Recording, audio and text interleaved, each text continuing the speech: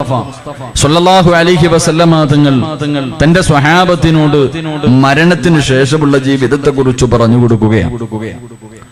മരണത്തിന് ശേഷമുള്ള ജീവിതം, ഖബറിനെ കുറിച്ച്, ആ ഖബറിന്റെ അകത്തെ വിചാരണയെ കുറിച്ച്, അവിടെ നിന്ന് എഴുന്നേറ്റ് പരലോകത്തേക്ക് കടന്നു വരുമ്പോൾ അതിന്റെ രംഗങ്ങളെ കുറിച്ച്, അതിന്റെ ഭയാനകതയെ കുറിച്ച്, നരകത്തെ കുറിച്ച്, മീസാനിനെ കുറിച്ച്, സിറാത്തിനെ കുറിച്ച് അള്ളാഹുവിന്റെ പ്രവാചകൻ സ്വല്ലല്ലാഹു അലൈഹി വസല്ലമ തങ്ങൾ തന്റെ സ്വഹാബത്തിനോട് പറഞ്ഞു കൊടുക്കുമ്പോ അവിടെ നിന്ന് പ്രഭാഷണം കഴിഞ്ഞിട്ട് അള്ളാന്റെ റസൂൽ തന്റെ വീട്ടിലേക്ക് കടന്നു വരുമ്പോൾ തന്റെ പ്രിയപ്പെട്ട ഭാര്യയായ ആയിഷ ബീവി റളിയല്ലാഹു തആല അൻഹാ വീടിന്റെ അകത്ത് കരഞ്ഞ് കരഞ്ഞ് കരഞ്ഞ് തളർന്നു കിടക്കുകയാണ്.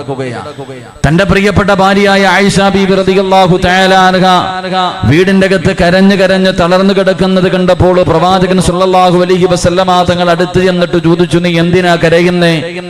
നിന്റെ മനസ്സിനെ എന്താണ് വേദനിപ്പിച്ചത്? നീ കരയാനുള്ള കാരണം എന്താണെന്ന് പ്രവാചകൻ അവിടെ നിന്ന് ചോദിക്കുമ്പോൾ ആയിഷ ബീവി റളിയല്ലാഹു തആല അൻഹാ അല്ലാഹുവിന്റെ പ്രവാചകൻ സ്വല്ലല്ലാഹു അലൈഹി വസല്ലമ തങ്ങളോട് പറഞ്ഞു കൊടുത്തു, നബിയേ, അങ്ങ് മരണത്തിന് ശേഷമുള്ള ജീവിതത്തെ കുറിച്ച്, ആ ഖബറിനെ കുറിച്ച്, പരലോകത്തെ കുറിച്ച്, നരകത്തിന്റെ അവസ്ഥകളെ കുറിച്ച് അങ്ങ് പറയുന്നത് കേട്ടിട്ടാണ് ഞാൻ കരഞ്ഞു പോയത് എന്ന് പ്രവാചകൻ സ്വല്ലല്ലാഹു അലൈഹി വസല്ലമ തങ്ങളോട് പറയുമ്പോൾ കരഞ്ഞു കരഞ്ഞ് വീടിനകത്ത് തളർന്നു കിടക്കുന്ന പ്രിയപ്പെട്ട ഭാര്യ ആയിഷ ബീവി റളിയല്ലാഹു തആല അൻഹയുടെ കണ്ണുനീര് തുടച്ചു കളച്ചിട്ട് പ്രവാചകൻ അവിടെ നിന്ന് സമാധാനിപ്പിച്ചു കൊണ്ടിരിക്കുകയാണ്. ആയിഷ ബീവി റളിയല്ലാഹു തആല അൻഹ അല്ലാഹുവിന്റെ പ്രവാചകൻ സ്വല്ലല്ലാഹു അലൈഹി വസല്ലമ തങ്ങളോട് ചോദിച്ചു, നബി, എന്നെ നിങ്ങൾക്ക് വല്ലാത്ത ഇഷ്ടമാണോ? എന്നെ വല്ലാത്ത ഇഷ്ടമാണോ? പ്രവാചകൻ അവിടെ നിന്ന് പറഞ്ഞു കൊടുത്തു, ആയിഷ, എനിക്ക് നിന്നെ വല്ലാത്ത ഇഷ്ടമാണ്, നിന്നോട് വല്ലാത്ത സ്നേഹമാണ് എന്ന് പ്രവാചകൻ സ്വല്ലല്ലാഹു അലൈഹി വസല്ലമ തങ്ങൾ പറഞ്ഞു കൊടുത്തിട്ട് അതാ കരഞ്ഞ് കരഞ്ഞ് തളർന്നു കിടക്കുന്ന തന്റെ പ്രിയപ്പെട്ട ഭാര്യയുടെ കണ്ണുനീരിങ്ങനെ തുടച്ചു കൊടുക്കുമ്പോൾ അല്ലാഹുവിന്റെ പ്രവാചകൻ സ്വല്ലല്ലാഹു അലൈഹി വസല്ലമ തങ്ങളോട് ആയിഷ ബീവി റളിയല്ലാഹു തആല അൻഹ അവിടുന്ന് ചോദിക്കുന്നു, നബിയേ, യാ റസൂലല്ലാഹ്, അല്ലാഹുവിന്റെ പ്രവാചകരെ, ഫഹൽ യദ്കുറൂന അഹ്ലീകും യൗമൽ ഖിയാമ. ആയിഷ ബീവി റളിയല്ലാഹു തആല അൻഹ പെട്ടെന്ന് അല്ലാഹുവിന്റെ പ്രവാചകനോടൊരു ചോദ്യം ചോദിക്കുകയാണ്. പടച്ചവനെ, പ്രവാചകൻ ആ ചോദ്യം അങ്ങ് കേൾക്കുമ്പോൾ അള്ളാന്റെ റസൂലിന്റെ കണ്ണ് നിറഞ്ഞൊഴുകുകയാണ്. അള്ളാന്റെ റസൂലിന്റെ കണ്ണിങ്ങനെ നിറഞ്ഞൊഴുകുകയാ. പ്രവാചകൻ ഇരുന്ന് കരയുകയാണ്. ആയിഷ ബീവി റളിയല്ലാഹു തആല അൻഹ അള്ളാന്റെ റസൂലിനോട് ചോദിക്കുന്നു, യാ റസൂലല്ലാഹ്,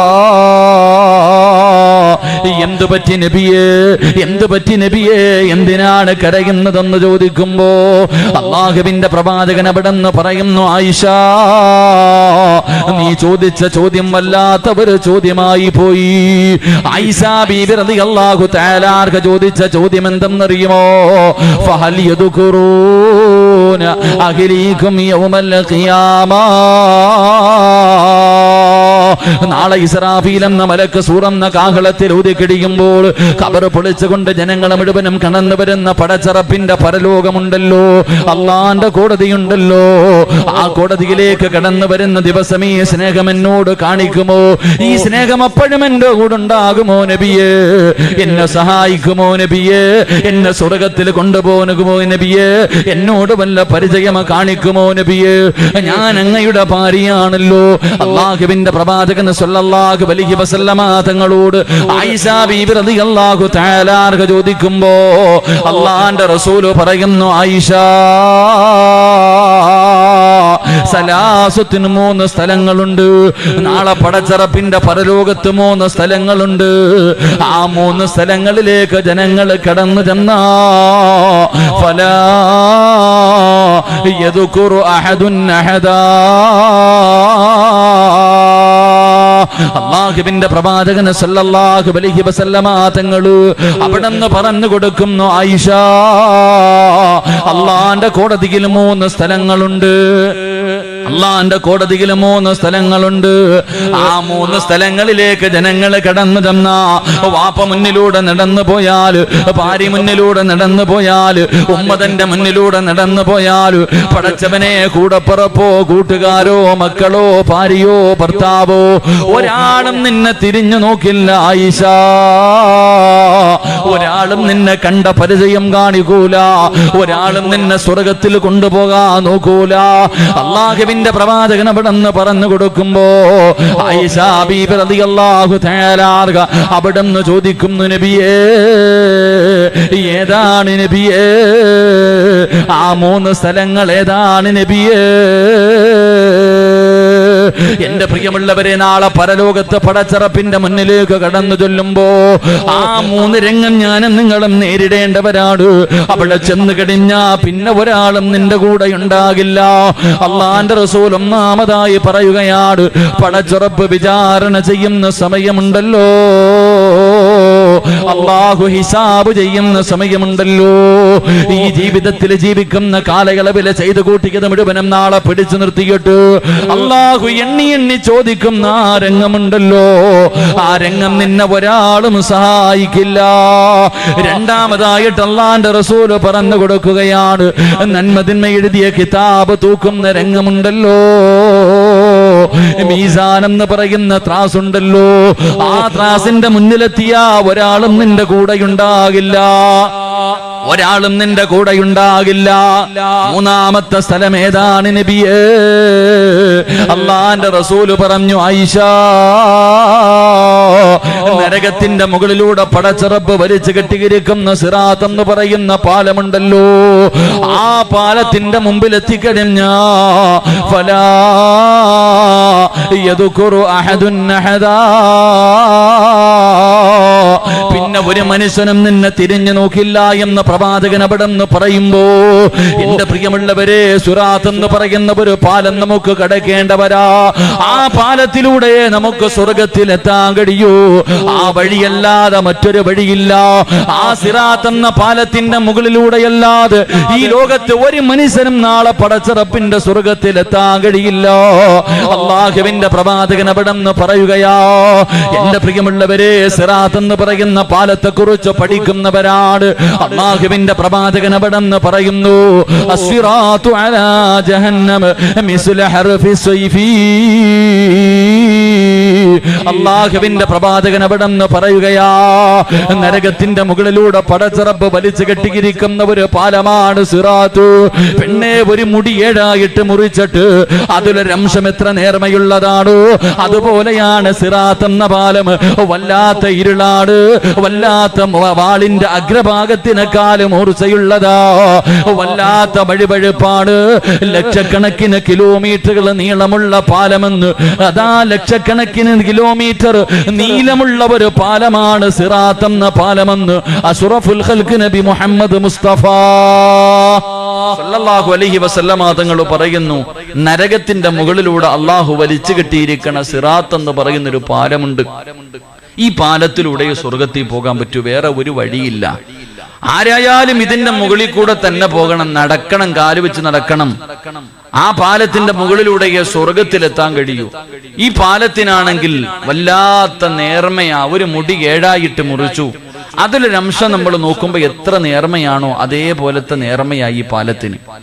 വാളിന്റെ അഗ്രഭാഗത്തിനേക്കാൾ വല്ലാത്ത മൂർച്ച, വല്ലാത്ത ഇരുള്, വല്ലാത്ത വഴുവഴുപ്പ്. പടച്ചവനെ, ലക്ഷക്കണക്കിന് കിലോമീറ്ററുകൾ നീളമുണ്ടെന്ന ഈ പാലത്തിന്.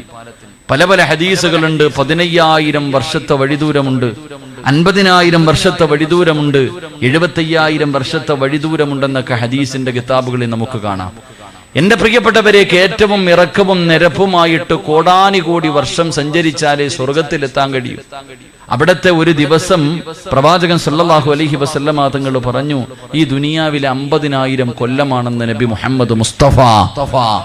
നബി മുഹമ്മദ് മുസ്തഫ നബി മുഹമ്മദ് മുസ്തഫ നബി മുഹമ്മദ് മുസ്തഫ സല്ലല്ലാഹു അലൈഹി വസല്ലമ തങ്ങൾ പറയുന്നു, ഇവിടത്തെ 50,000 കൊല്ലമാണ് അവിടത്തെ ഒരു ദിവസം.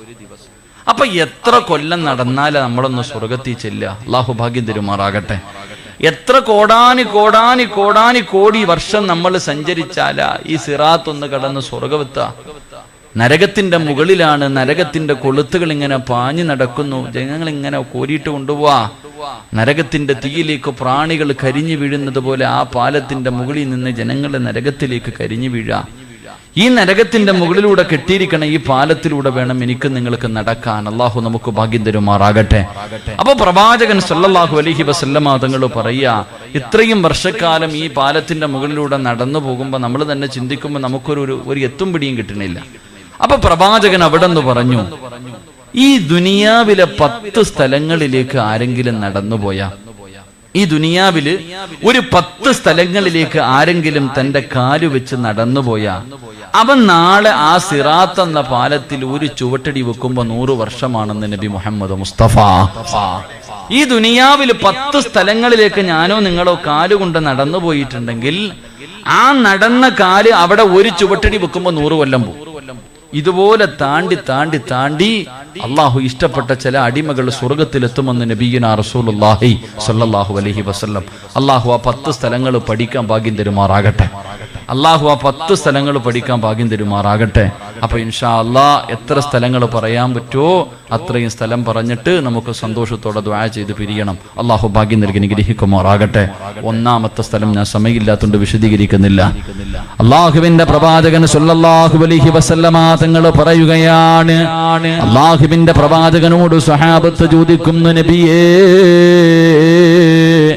ഏതാണ് നബിയേ, ഏതാണ് നബിയേ, എവിടേക്ക് നടന്നാലാണ് സിറാത്ത് രക്ഷപ്പെട്ടു പോകാൻ കഴിയുന്നത്, ആ സിറാത്ത് താണ്ടാൻ കഴിയുന്നത്? അള്ളാഹുവിന്റെ പ്രവാചകൻ സ്വല്ലല്ലാഹു അലൈഹി വസല്ലമ തങ്ങളോട് സ്വഹാബത്ത് ചോദിക്കുമ്പോൾ അള്ളാഹുവിന്റെ പ്രവാചകൻ പറയുന്നു, സ്വഹാബാ ഒന്നാമത്തെ സ്ഥലമേതെന്നറിയുമോ? ഒന്നാമത്തെ സ്ഥലമേതെന്നറിയുമോ? അള്ളാന്റെ പള്ളിയുടെ മിനാരത്തിൽ നിന്ന് 5 നേരം ബാങ്ക് അവിടെ നിന്ന് വിളിച്ചു പറയുന്നു, മലക്കുകളല്ല ഇരിക്കുന്നത് പ്രവാചകന്മാരാണോ? മലക്കുകൾ വിളിച്ചു പറയുന്നു, അവര് പ്രവാചകന്മാരല്ല. പിന്നെ ഇവരാരാണ്? അവിടെ നിന്ന് പറയുന്നു, മനുഷ്യ നിങ്ങളെപ്പോലെ സാധാരണ മനുഷ്യരാ, നിങ്ങളെപ്പോലെ സാധാരണ മനുഷ്യരാ. അവിടെ നിന്ന് മലക്കുകൾ പറയുമ്പോ ജനങ്ങളോടുകയാണ്, ജനങ്ങളോടുകയാണ്. അള്ളാഹുവിന്റെ പ്രവാചകൻ പറയുന്നു, ജനങ്ങളോടി ചെന്നിട്ട് ചോദിക്കുകയാ, ബി അയ്യുൽ അഅമാലി അലാ ഹാദിഹി ദറജാത്ത്, എങ്ങനെയാ നിനക്ക് ഈ പ്രതിഫലം കിട്ടിയത്? ഈ സദസ്സിൽ ഒരുമിച്ച് കൂടിയവര് നാളെ മുഖം പ്രകാശിക്കുന്നവരായി, സ്വർണത്തിന്റെ രോമങ്ങളുമായി, സ്വർണത്തിന്റെ പാത്രവുമായി, സ്വർണത്തിന്റെ സിംഹാസനത്തിൽ നീ നാളെ പടച്ചറപ്പിന്റെ പരലോകത്തിങ്ങനെ ഇരിക്കുമ്പോ പലരും വന്നിട്ട് നിന്നോട് ചോദിക്കും, നിനക്ക് ഈ പ്രതിഫലം കിട്ടിയത് എങ്ങനെയാ? എന്ത് സൽക്കർമ്മമാണ് നീ ചെയ്തത്? എന്താണ് നിനക്ക് അല്ലാഹു ഇത് തരാനുള്ള കാരണം എന്താ? അവിടെ നിന്ന് പറയുന്നു, പൊന്നുമോനെ ഒരുപാട് നിസ്കരിച്ചവനല്ല, ഒരുപാട് നോമ്പ് പിടിച്ചവനല്ല, ഒരുപാട് സദഖ കൊടുത്തവനല്ല, ഒരുപാട് സൽക്കർമ്മങ്ങൾ ചെയ്തവനല്ല.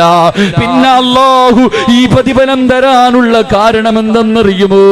അല്ലാഹു എനിക്ക് ഈ പദവി തരാനുള്ള കാരണം എന്തെന്നറിയുമോ? അവിടെ നിന്ന് പറയുകയാണ്, ബൽ കുന്നാ നുഹാഫിദു അലാ സ്വലവാത്തിൽ ഖംസി മഅൽ ജമാഅ. അവിടെ നിന്ന് പറയുകയാ, അല്ലാഹു എനിക്ക് ഈ പദവി തരാനുള്ള കാരണം എന്തെന്നറിയുമോ? 5 നേരം അല്ലാഹുവിന്റെ പള്ളിയിൽ നിന്ന് ബാങ്ക് വിളിച്ചാ പള്ളിയിലേക്ക് നടന്നുപോയി ജമാഅത്തായി നിസ്കരിച്ചതിന് പടച്ചറപ്പ് തന്ന പ്രതിഫലമാ എന്ന് പറയുമെന്ന് പ്രവാചകൻ പറയുമ്പോ, എന്റെ പ്രിയപ്പെട്ട മുസ്ലിമേ, അള്ളാന്റെ പള്ളിയിൽ പോയി നിസ്കരിക്കുന്ന ഒരു മനുഷ്യർ കിട്ടുന്ന പ്രതിഫലം ഇതാണ്. അള്ളാന്റെ റസൂൽ എവിടെന്ന് പറഞ്ഞു തരുമ്പോ, അള്ളാഹു നിനക്ക് കൈ തന്നല്ലോ, അള്ളാഹു നിനക്ക് കണ്ണ് തന്നല്ലോ, അള്ളാഹു നിനക്ക് ആരോഗ്യം തന്നല്ലോ, എന്തേ നിനക്ക് കഴിയാത്തത്? എന്തേ പള്ളിയിലേക്ക് പോകാ, എന്തേ നമസ്കരിക്കാ പോകാ നിനക്ക് തോന്നാത്തതെന്താ?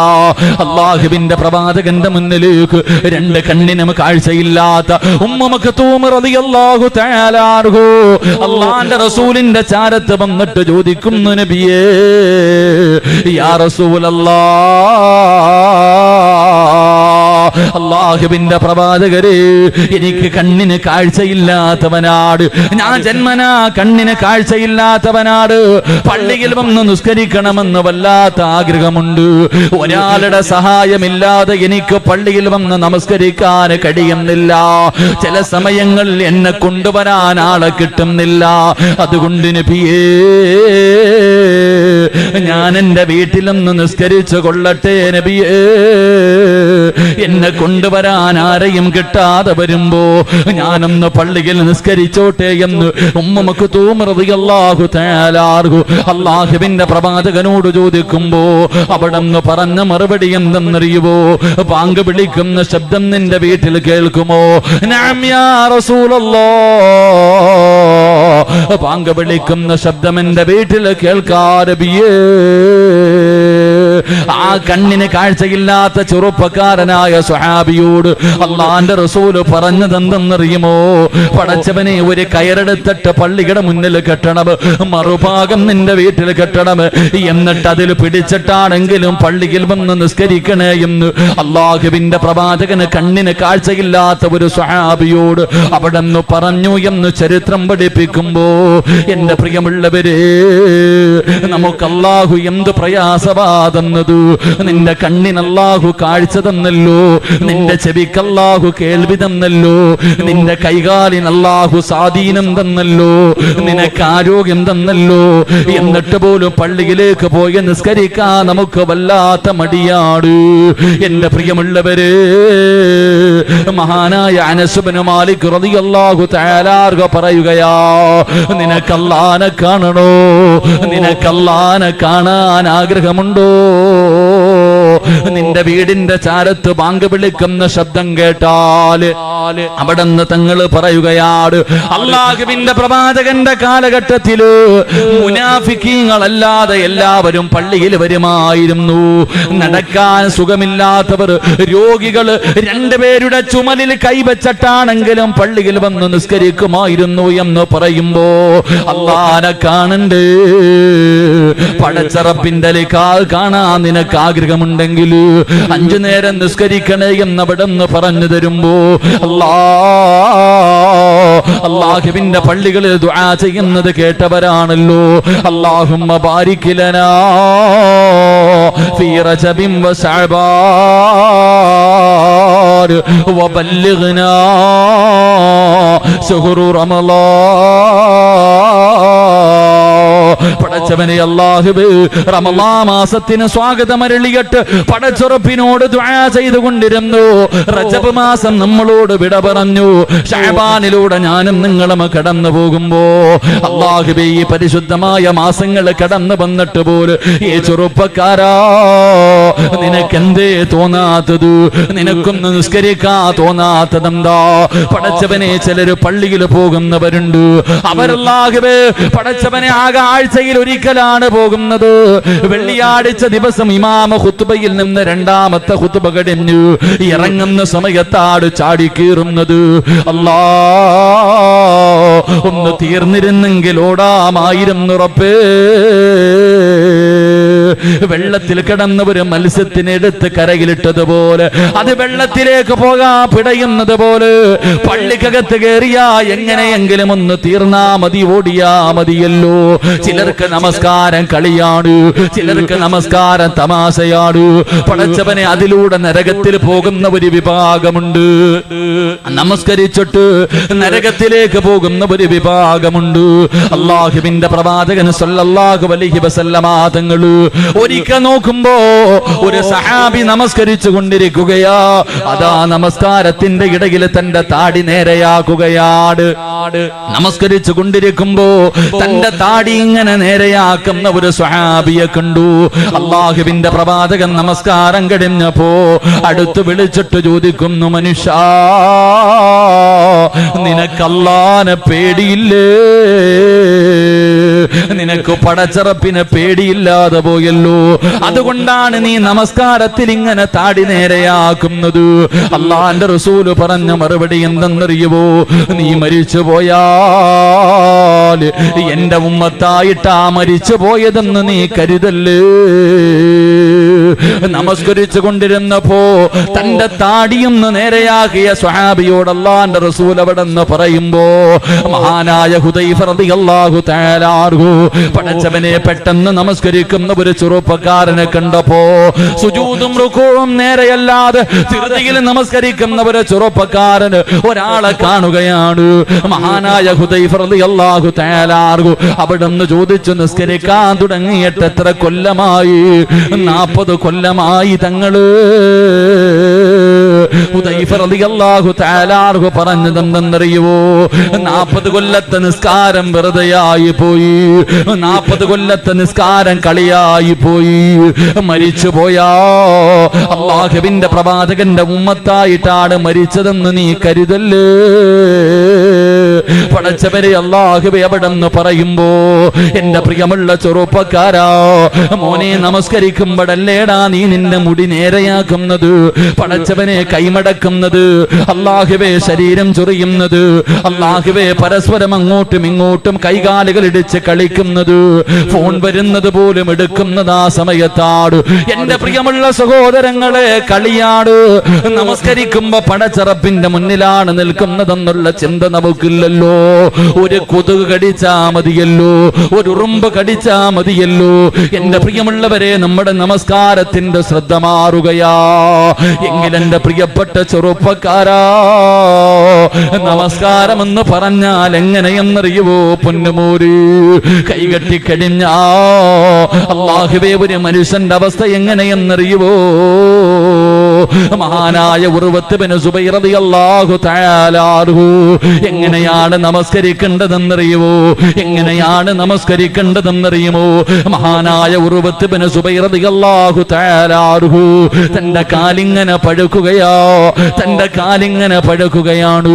വൈദ്യന്മാരെ കാണിച്ചപ്പോ അവര് പറഞ്ഞു, ഉർവത്തങ്ങള്, ഈ കാല് മുറിച്ചു മാറ്റിയില്ലെങ്കിൽ പഴുപ്പ് മുകളിലേക്ക് കയറാൻ സാധ്യതയുണ്ട്, അതുകൊണ്ട് കാല് മുറിച്ചു മാറ്റണം. ഉർവത്ത് ബിൻ സുബൈർ റളിയല്ലാഹു പറഞ്ഞു, കുഴപ്പമില്ല. എന്റെ പ്രിയമുള്ളവരെ, പിന്നെയും ഇങ്ങനെ നടക്കുകയാണ്. കാലിന്റെ പഴുപ്പ് മുട്ടുവരെയെത്തി. ഉർവത്ത് ബിൻ സുബൈർ റളിയല്ലാഹു തആല അൻഹു രണ്ടാമതും വൈദ്യന്മാരുടെ മുന്നിലെത്തി. അവര് പറഞ്ഞു, തങ്ങള് മുട്ട് വെച്ച് കാല് മുറിച്ചു മാറ്റണം, മുട്ടിന്റെ ഭാഗം വെച്ച് കാല് മുറിച്ചു മാറ്റണം, ഇല്ലെങ്കിൽ പഴുപ്പ് മുകളിലേക്ക് കയറും, വല്ലാത്ത പ്രയാസമാകുമെന്ന് പറയുമ്പോ അവര് പറഞ്ഞു, കാല് മുറിച്ചു മാറ്റലല്ലാതെ മറ്റൊരു പോൺ വഴിയില്ല. അവസാനം ഉർവതങ്ങൾ സമ്മതിക്കുകയാണ്. ഉർവത്ത് ബിൻ സുബൈർ റളിയല്ലാഹു തആല അൻഹുവിന്റെ കാല് മുറിക്കുന്നതിന് വേണ്ടി അതാ വൈദ്യന്മാര് കടന്നു വരികയാണ്. ഒരു പാത്രത്തിൽ ലഹരി കൊണ്ടുവരികയാ, ഒരു പാത്രത്തിൽ കള്ള് കൊണ്ടുവരികയാണ്. ഉർവത്ത് ബിൻ സുബൈർ റളിയല്ലാഹു തആല അൻഹുവിനോട് പറഞ്ഞു, ഇത് കുടിക്കാ. കാരണം എന്തെന്നറിയുവോ? എന്തിനാണിത് കുടിക്കുന്നതെന്ന് ചോദിക്കുമ്പോ അവര് പറയുന്ന, ഉർവതങ്ങള്, ഇത് കുടിച്ചാൽ വേദന അറിയില്ലല്ലോ. അല്ലാഹുവേ, ഇത് മുറിക്കുന്ന സമയത്ത്, അങ്ങയുടെ കാല് മുറിക്കുന്ന സമയത്ത് വേദന അറിയാതിരിക്കാനാണ് ഈ ലഹരിയെന്ന് കുടിക്കാൻ പറയുമ്പോ ഉർവതങ്ങള് പറഞ്ഞു, മരിച്ചാലും ഞാൻ കള്ളു കുടിക്കൂല, മരിച്ചാലും ഞാൻ കള്ളു കുടിക്കൂല. നിങ്ങൾക്ക് എന്റെ കാലല്ലേ മുറിക്കേണ്ടത്, അതിന് കള്ളു കുടിക്കേണ്ട ആവശ്യമില്ല, ലഹരി തിന്നണ്ട് ലഹരി കുടിക്കേണ്ട ആവശ്യമില്ല. ഉർവത്ത് ബിൻ സുബൈർ റളിയല്ലാഹു തആല അൻഹു അവിടെന്ന് പറഞ്ഞു, ഞാൻ 2 റക്അത്ത് നിസ്കരിക്കാം. നമസ്കാരത്തിലേക്ക് കൈകെട്ടി കഴിഞ്ഞോ, കഴിയുമെങ്കിലും നിങ്ങൾ എന്റെ കാല് മുറിച്ചു മാറ്റിക്കോ. എന്റെ പ്രിയമുള്ള ചെറുപ്പക്കാരാ, ഉർവത്ത് ബിൻ സുബൈർ റളിയല്ലാഹു തആല അൻഹു അവിടുന്ന് വുളുവെടുക്കുകയാണ്, അവിടുന്ന് വുളുവെടുക്കുകയാണ്. എന്നിട്ട് പടച്ചുറപ്പിന്റെ മുന്നിലേക്ക് കടന്നു വന്നിട്ട് വജ്ജഹതു വജ്ഹിയ ലില്ലദീ ഫതറ സമാവാതി വൽ അർദ്, അല്ലാഹുവോട് പറയുന്നു, റബ്ബേ എന്റെ ജീവിതം നിനക്കുള്ളതാണല്ലോ എന്ന് പറഞ്ഞിട്ട് അവിടുന്ന് കൈകെട്ടുകയാണ്. അല്ലാ, എന്നിട്ട് അവിടുന്ന് ഫാത്തിഹ ഓതുകയാണ്. അതാ ഫാത്തിഹ കഴിഞ്ഞു, സൂറത്ത് ഓതാ തുടങ്ങുമ്പോ വൈദ്യന്മാര് കടന്നു വന്നിട്ട് ഉർവ തങ്ങളുടെ കാല് മുറിക്കുകയാ. ഒരു മരുന്നും കൊടുക്കാതെ, അല്ലാഹുവേ മയക്കാതെ തന്റെ പച്ചക്കാലിങ്ങനെ വെട്ടിമുറിക്കുകയാണ്. ഉർവത്ത് ബിൻ സുബൈർ റളിയല്ലാഹു തആല അൻഹു അറിയുന്നില്ല, നമസ്കാരത്തിലാണ്. തന്റെ കാലിങ്ങനെ പച്ചയായി വെട്ടിമുറിക്കുകയാ. ഉർവതങ്ങളൊന്നും അറിയുന്നില്ല, നമസ്കാരത്തിലാ. അവിടത്തെ കാലങ്ങ് മുറിച്ചു മാറ്റി. ഉർവതങ്ങൾ അറിഞ്ഞില്ല, ഉർവതങ്ങൾ അറിഞ്ഞില്ല. അവസാനം രക്തം നിൽക്കുന്നില്ല, മുറിച്ച കാലിനും രക്തം ഇങ്ങനെ ഒഴുകുകയാണ്. പടച്ചവരെ, രക്തം നിൽക്കുന്നതിന് വേണ്ടി അവര് ചെയ്തതെന്തെന്നറിയുവോ? സൈത്തണ്ണ തിളപ്പിക്കുകയാണ്. സൈത്തണ്ണ തിളപ്പിച്ചിട്ട് അല്ലാ, അതാ മുറിച്ച കാലി എണ്ണയിലേക്ക് മുക്കുമ്പോ സുബ്ഹാനല്ലാഹ്, തിളച്ച എണ്ണയ്ക്കകത്തേക്ക് തന്നെ മുറിച്ച കാലങ്ങ് മുക്കുമ്പോ ഉർവ തങ്ങളങ്ങ് പിടഞ്ഞ് താഴെ വീഴുകയാ. ബോധമങ്ങ് നഷ്ടപ്പെട്ടു പോയി. പടച്ചവരെ, ഉർവ തങ്ങള് ബോധമില്ലാതെ കിടക്കുമ്പോ കുടുംബക്കാര് കടന്നു വരികയാണ്. ഉർവ തങ്ങൾക്ക് 7 മക്കളുണ്ടായിരുന്നു.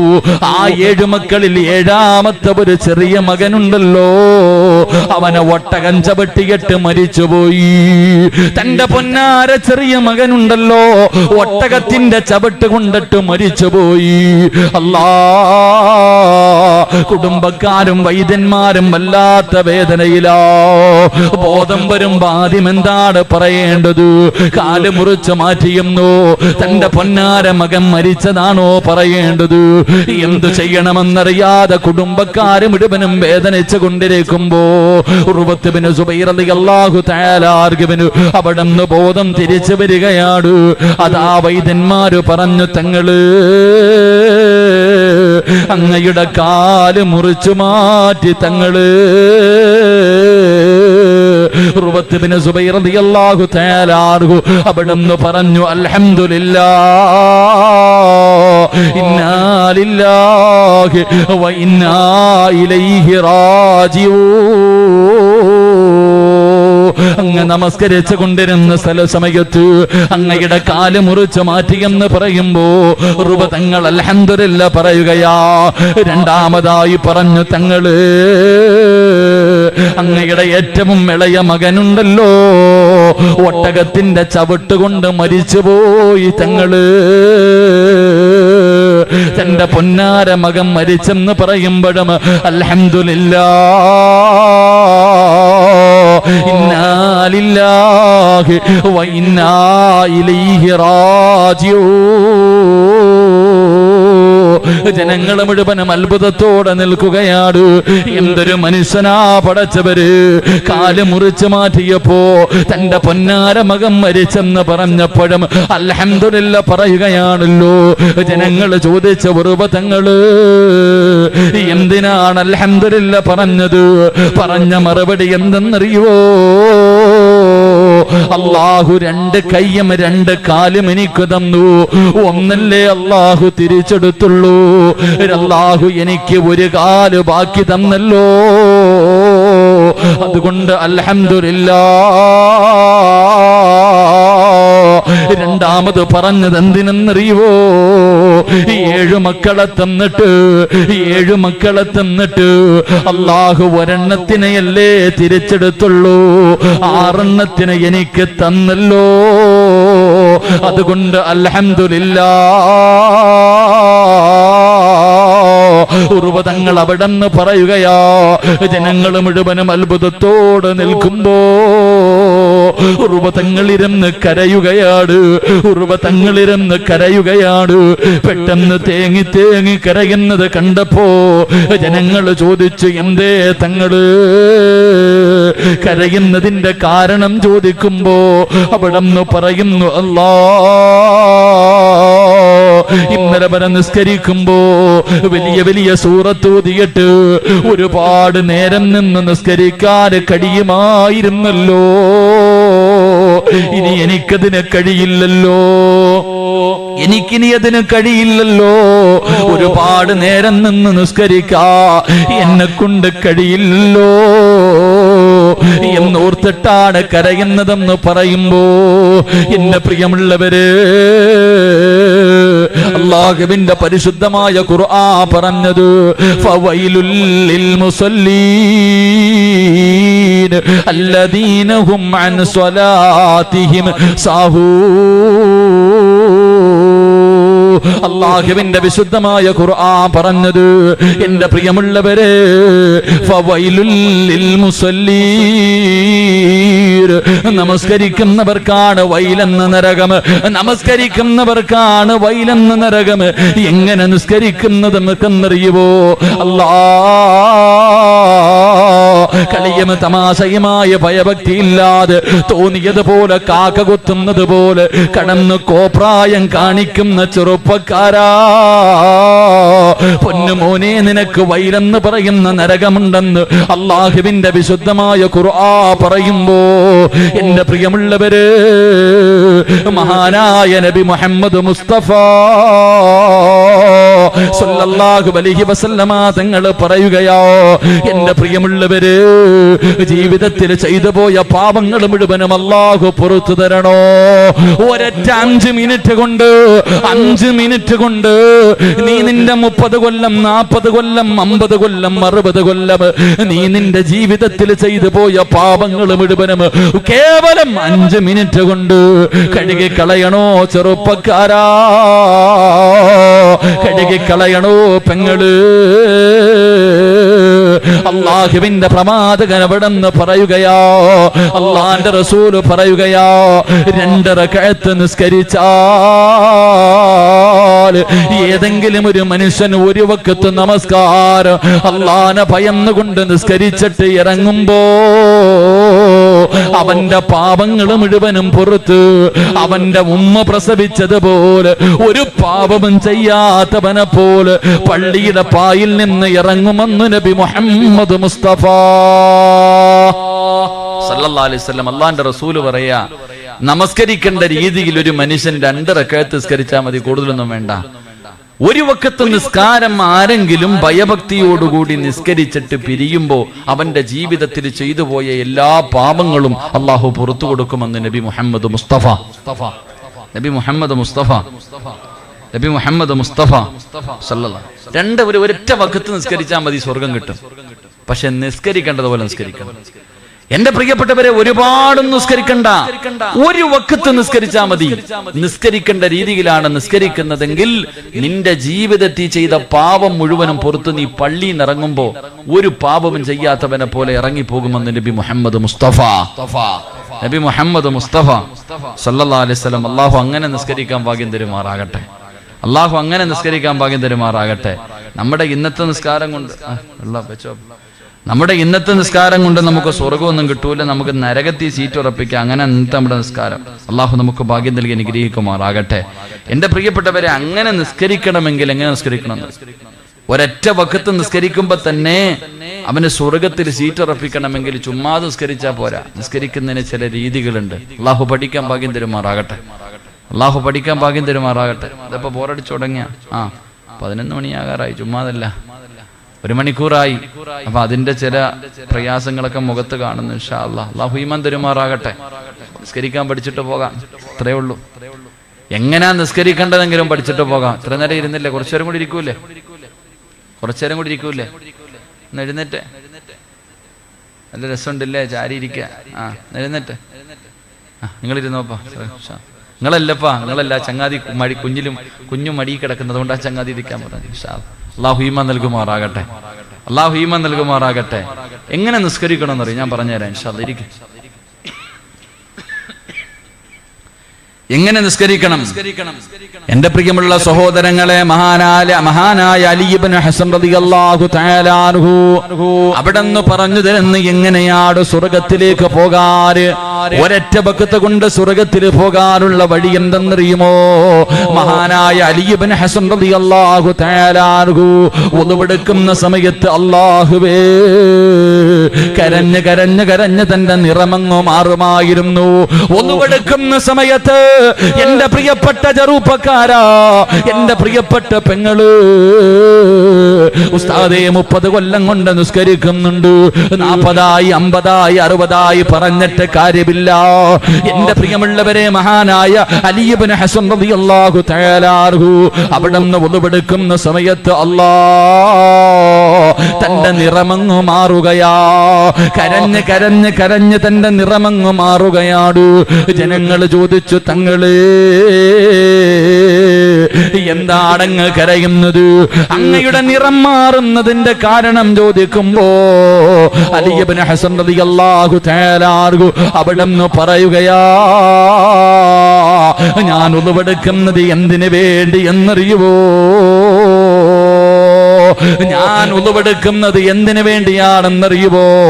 അല്ലാഹനെ കാണാനാ. ഞാൻ ഉളുവെടുക്കുന്നത് പടച്ചറപ്പിനെ കാണാൻ പോവുകയാ. എന്നെ പടച്ചറപ്പുണ്ടല്ലോ, എനിക്കെല്ലാ വാരിക്കോരി തന്ന ഈ പ്രപഞ്ചം മുഴുവനും അടക്കി ഭരിക്കുന്ന രാജാതിരാജനായ മലിക്കുൽ ജബ്ബാറായ അല്ലാഹുവിനെ കാണാനാണ് ഞാൻ ഉളുവെടുക്കുന്നത്. എങ്ങനെ കരയാതിരിക്കും? എങ്ങനെ ഞാൻ കരയാതിരിക്കും? എങ്ങനെ ഞാൻ പേടിക്കാതിരിക്കും? എങ്ങനെ എന്റെ നിറം മാറാതിരിക്കും? എന്റെ പ്രിയമുള്ളവരെ, ഇന്ന് വരെ എനിക്കും നിങ്ങൾക്കും തോന്നിയിട്ടുണ്ടോ? 40 50 കൊല്ലമായ വാപ്പോ, നീ നിന്റെ ഓർമ്മ വെച്ച കാലം മുതൽ ഉളുവെടുക്കുന്നുണ്ടല്ലോ. ജീവിതത്തിൽ ഒരിക്കലെങ്കിലും ഉളുവെടുക്കുമ്പോ നിന്റെ മനസ്സിൽ തോന്നിയിട്ടുണ്ടോ, ഞാൻ ഉളുവെടുക്കുന്നത് അല്ലാഹനെ കാണാനാ, ഞാൻ അല്ലാഹനെ കാണാനാണ് ഉളുവെടുക്കുന്നത്. ആ ഉളുവെടുക്കുന്ന സമയത്ത് നേരെ ചൊവ്വേ നിനക്കൊന്ന് ഉളുവെടുക്കാൻ കഴിഞ്ഞിട്ടുണ്ടോ? അതുകൊണ്ട് ചെറുപ്പക്കാരാ, ഉളുവെടുക്കുന്ന സമയത്ത് കരയണേ മോരെ. കരഞ്ഞുകൊണ്ട് വേണം നീ ഉളുവെടുക്കാ. കാരണം നീ അല്ലാഹനെ കാണാനാണ് ഉളുവെടുക്കുന്നത്, അല്ലാഹന്റെ മുന്നിലേക്ക് പോകാനാണ് ഉളുവെടുക്കുന്നത്. അലി ഇബ്നു ഹസൻ റളിയല്ലാഹു തആല അൻഹു പറയുകയാ, അങ്ങനെ കരഞ്ഞുകൊണ്ട് പേടിച്ച് വിറച്ചുകൊണ്ട് ഉളുവെടുത്തു. എന്നിട്ട് നിസ്കരിക്കുന്നതിന് വേണ്ടി പള്ളിക്കകത്തേക്ക് കടക്കുകയാ. അല്ലാഹന്റെ ഭവനത്തിന്റെ അകത്ത് കയറി പടച്ചവനെ മുഅദ്ദിന് ഇഖാമത്ത് കൊടുക്കുന്നത് വരെ നീ ഇരിക്കണമല്ലോ. എങ്ങനെ ഇരിക്കണമെന്നറിയുവോ? പള്ളിക്കകത്തിരിക്കേണ്ടത് എങ്ങനെയെന്നറിയുവോ? നമുക്കതറിയില്ലല്ലോ. നമുക്ക് പള്ളികളുടെ വിലയറിയില്ലല്ലോ. അല്ലാ, പള്ളിക്കകത്തിരുന്ന് രാഷ്ട്രീയം പറയുന്നവരുണ്ട്, തമാശ പറയുന്നവരുണ്ട്, പച്ചയിറച്ചി തിന്നുന്നവരുണ്ട്, ഇമാമിന്റെ കുറ്റം പറയുന്നവരുണ്ട്, നാട്ടുകാരുടെ പോരായ്മകൾ പറയുന്നവരുണ്ട്. എങ്കിലെന്റെ പ്രിയമുള്ളവര്, അല്ലാഹുവിന്റെ പ്രവാചകൻ അവിടെന്ന് പറഞ്ഞു, 6 സ്ഥലങ്ങളിൽ സംസാരിക്കല്ലേ. 6 സമയങ്ങളിൽ 6 സ്ഥലങ്ങളിൽ അല്ലാഹുവേ അവിടെന്ന് പറയുകയാണ്, 6 സമയങ്ങളിൽ നീ ദുനിയാവിന്റെ കാര്യം പറയാ പാടില്ല. പറഞ്ഞാ 30 കൊല്ലത്തെ അമല് നഷ്ടപ്പെട്ടു പോയി വാപ്പാ. 30 കൊല്ലം നിസ്കരിച്ചത്, ഖുർആൻ ഓതിയത്, സദഖ കൊടുത്തത്, സ്വലാത്ത് പറഞ്ഞത്, സൽക്കർമ്മങ്ങൾ ചെയ്തത്, 30 കൊല്ലം നീ കഷ്ടപ്പെട്ടത് മുഴുവനും വെറുതെയായി പോവുകയാണ്. അല്ലാഹുവിന്റെ പ്രവാചകർ അവിടെന്ന് പറയുന്ന ഒരു സ്ഥലമേതെന്നറിയുവോ? അള്ളാന്റെ പള്ളിക്കകത്തിരുന്ന് സംസാരിക്കല്ലേ. നിനക്ക് നിന്റെ കൂട്ടുകാരനോട് വിശേഷം തിരക്കാനുള്ള സ്ഥലമല്ല, കുടുംബക്കാരൻ ചോദിക്കാനുള്ള സ്ഥലമല്ല, രാഷ്ട്രീയം പറയാനുള്ള സ്ഥലമല്ല. അള്ളാന്റെ പള്ളിക്കകത്തിരുന്നിട്ട് ദുനിയാവിന്റെ കാര്യം ഒരു മനുഷ്യന് ഒറ്റ പ്രാവശ്യം സംസാരിച്ചോ അവന്റെ 30 കൊല്ലത്തെ അമല് നഷ്ടപ്പെടുമെന്ന് മഹാനായ സയ്യിദുനാ അലി ഇബ്നു അബീ ത്വാലിബ് റളിയല്ലാഹു തആല അൻഹു പറയുകയോ. അതുകൊണ്ട് ഒറ്റ വഖത്ത് കൊണ്ട് നിനക്ക് സ്വർഗ്ഗത്തിൽ പോകണമെങ്കിൽ 2 അള്ളാന്റെ പള്ളിക്കകത്ത് കയറിയിട്ട് ഇഖാമത്ത് കൊടുക്കുന്നത് വരെ ഇരിക്കുമല്ലോ. ആയിരിക്കുന്ന സമയത്ത് നിനക്ക് ചിന്ത വരേണ്ടത് എന്തെന്നറിയുവോ? 6 അടി മണ്ണാണ് വാപ്പാ, നിനക്ക് കബറാണ് ഓർമ്മ വരേണ്ടത്. ആ പള്ളിയുടെ പരിസരത്ത് കിടക്കുന്ന കബറാളികളുണ്ടല്ലോ, നിനക്കും എവിടെയോ ഒരു സ്ഥലമുണ്ട്. ആ പള്ളിക്കാട്ടിൽ എവിടെയോ നിനക്കൊരു സ്ഥലമുണ്ട്. അതുകൊണ്ട് അല്ലാഹുവേ, നിസ്കാരപ്പായിലിരിക്കുന്ന സമയത്ത് പെണ്ണ് നിനക്ക് ഓർമ്മ വരേണ്ടത് 6 അടി മണ്ണാ. അല്ലാഹുവിന്റെ റസൂല് പറയുന്നു, ഖബറിന്റെ ചിന്തയാ, മരണത്തിന് ശേഷമുള്ള ജീവിതമാ. എന്റെ പ്രിയമുള്ളവരെ, മൂന്നാമതായി അല്ലാഹുവേ ഇഖാമത്ത് കൊടുത്തു. മരണചിന്തയോടുകൂടി ഇരിക്കുകയാണ്, ഇഖാമത്ത് കൊടുത്തു. നമസ്കരിക്കുന്നതിന് വേണ്ടി എഴുന്നേറ്റ് നിൽക്കുമ്പോ നീ ചിന്തിക്കേണ്ടത് എന്തെന്നറിയോ? അല്ലാ, ഇതെന്റെ അവസാന നിസ്കാരമാണ് റബ്ബേ, ഇതെന്റെ ജീവിതത്തിൽ അവസാനത്തെ നിസ്കാരമോ. ഇനി ഒരിക്കലും എനിക്കതിന് കഴിയില്ല. ഈ നമസ്കാരത്തിന്റെ സലാം വീട്ടിയാ ഞാൻ മരിക്കുകയാണ് റബ്ബേ. അസ്റായീൽ എന്നെ കൊണ്ടുപോകുമല്ലാ. ഇനി എനിക്ക് നിസ്കരിക്കാൻ കഴിയില്ല. എനിക്ക് വേണ്ടി നാട്ടുകാരെ മയ്യത്ത് നമസ്കരിക്കുകയാണ്. ഇതെന്റെ ജീവിതത്തിൽ അവസാനത്തെ നിസ്കാരമാണല്ലോ എന്നോർത്തുകൊണ്ട് അല്ലാഹുവേ നമസ്കരിക്കാൻ വേണ്ടി നിയ്യത്ത് ചെയ്യുകയാണ്. റബ്ബേ, അവസാനത്തെ കാര്യം എന്തെന്നറിയുവോ? മോനെ, കൈകെട്ടികെട്ട് നീ നിസ്കരിക്കുമ്പോ നീ ചിന്തിക്കേണ്ടതല്ലാ, ഞാൻ എവിടെയാണ് നിൽക്കുന്നതെന്നറിയോ? ഞാൻ എവിടെയാണ് നിൽക്കുന്നത്? എന്നെ പടച്ച റബ്ബിന്റെ മുന്നിലാ. എന്നെ പടച്ച റബ്ബ് ഒരു മറയുമില്ലാതെ എന്റെ കണ്ണിന്റെ മുന്നിൽ നിൽക്കുന്നല്ലോ അല്ലാ. ഞാൻ അല്ലാഹനെ കാണുന്നില്ലെങ്കിലും അല്ലാഹ് എന്നെ കാണുന്നുണ്ടല്ലോ എന്ന രീതിയോടുകൂടി വേണം നീ നിസ്കാരത്തിൽ നിൽക്കാ. അള്ളാന്റെ റസൂല് പറയുന്നു, പൊന്നുമോനെ, നമസ്കരിക്കുന്നതിന് വേണ്ടി നീ കൈകെട്ടിക്കടിഞ്ഞ വലതുഭാഗത്ത് റബ്ബേ ഒരു മലക്ക് നിൽക്കുന്നുണ്ട്, ഇടതുഭാഗത്ത് ശൈത്താൻ നിൽക്കുന്നുണ്ട്. എന്നിട്ട് നീ നമസ്കരിക്കുന്നതിന് വേണ്ടി കൈകെട്ടിക്കടിയുമ്പോ ഇടതുഭാഗത്ത് നിൽക്കുന്ന ശൈത്താൻ നീ മറന്നുപോയ കാര്യങ്ങൾ മുഴുവനും നിന്നെ ഓർമ്മപ്പെടുത്തുകയാ. നീ മറന്നുപോയ പല കാര്യങ്ങളും ശൈത്താൻ നിന്നെ ഇങ്ങനെ ഓർമ്മപ്പെടുത്തുകയാണ്. വലതുഭാഗത്ത് നിൽക്കുന്ന മലക്ക് നിന്നോട് പറയുന്നു, മോനെ, അവൻ പറയുന്നത് കേൾക്കല്ലേടാ, നീ അള്ളാന്റെ മുന്നിലാ, നീ നിൽക്കുന്നത് പടച്ചറപ്പിന്റെ മുന്നിലാ, നിന്നെ അള്ള കാണുന്നുണ്ടടാ, നിന്റെ കണ്ണിന്റെ മുന്നിൽ റബ്ബ് നിൽക്കുന്നുണ്ടടാ.